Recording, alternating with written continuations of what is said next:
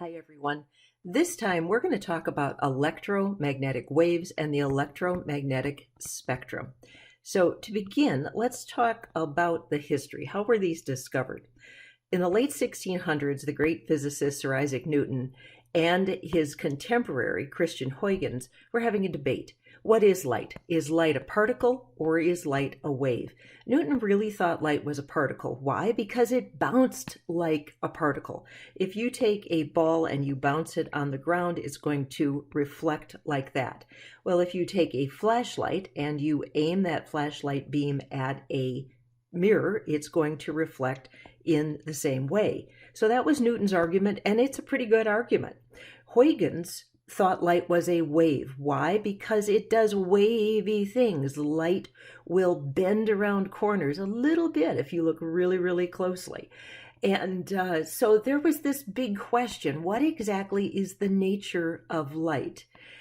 We didn't know in the 1600s, but by the 1800s, we were starting to get some information from a totally different area of science, and that was electricity and magnetism.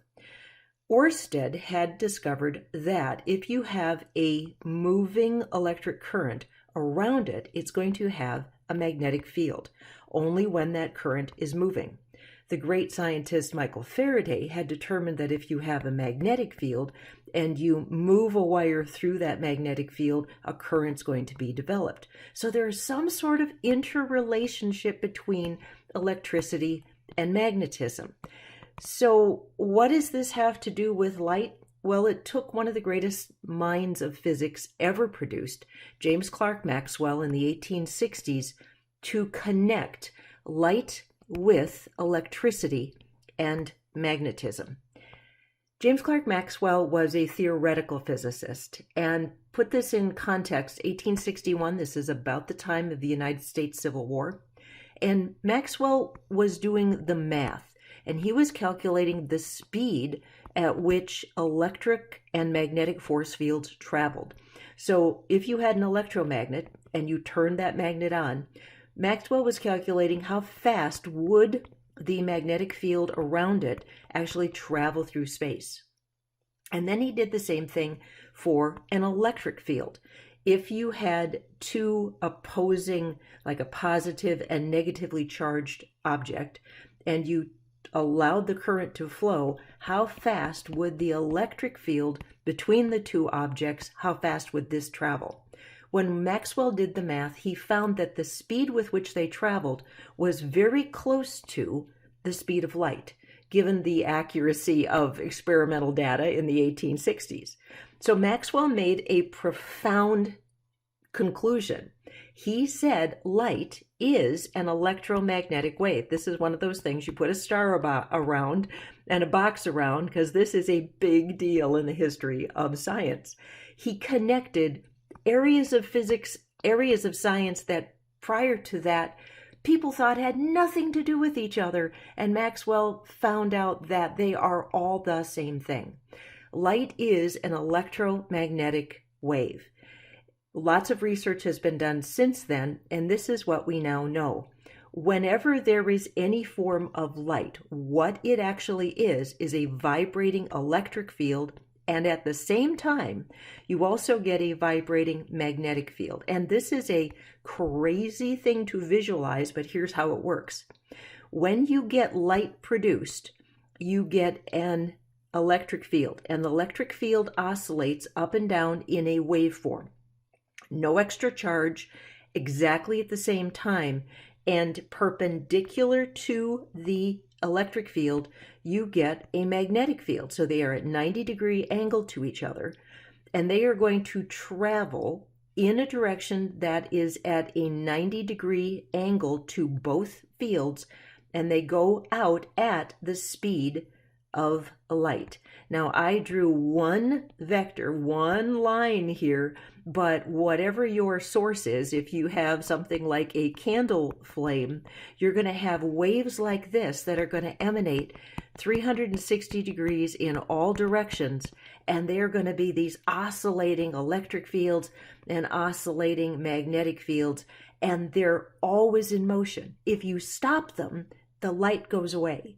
So light is this oscillating, changing, continuously moving thing, oscillating force field that goes through space.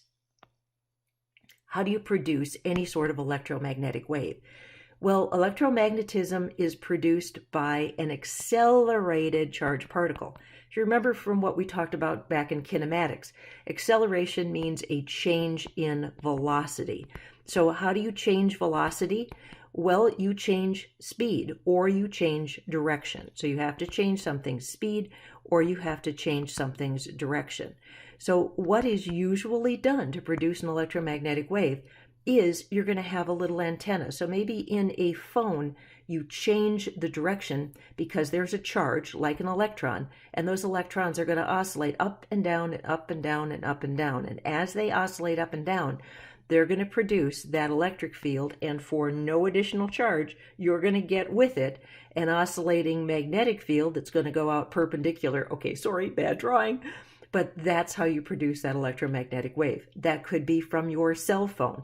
That could be from a cell phone tower. Electrons are going to oscillate up and down and up and down and up and down in that tower, producing an oscillating electric field, and then perpendicular to that, you're going to get an oscillating magnetic field. Like I said, these are tricky to draw. How do you produce X-rays in an X-ray tube? You have electrons that are shot at the other end of this, shot at the anode, and they go from being very, very fast to a velocity of 0. So they are changing their velocity very quickly. Changing velocity is defined as acceleration, and when that occurs, X-rays are produced. So all electromagnetic waves are produced by accelerated charged particles. Again, put a star by that. That is a big and important idea. We've discovered that there are many different electromagnetic waves, and they come in a variety of sizes. They are all put together in a big chart, and the big chart is called the electromagnetic spectrum. Now, they're all exactly the same things. They are the same thing. The only thing that's different is their size. Some of them are very long. Some radio waves can be as long as 10 to the third meters in length. So 10 to the thirds, guys, is about 1 kilometer in length. That is huge. That is not quite, that's like 2/3 of a mile in length. That's really, really big. Down to gamma radiation, which is smaller than the size of an atom. So we're talking about things that can be very, very large to things that are very, very small, and everything in between.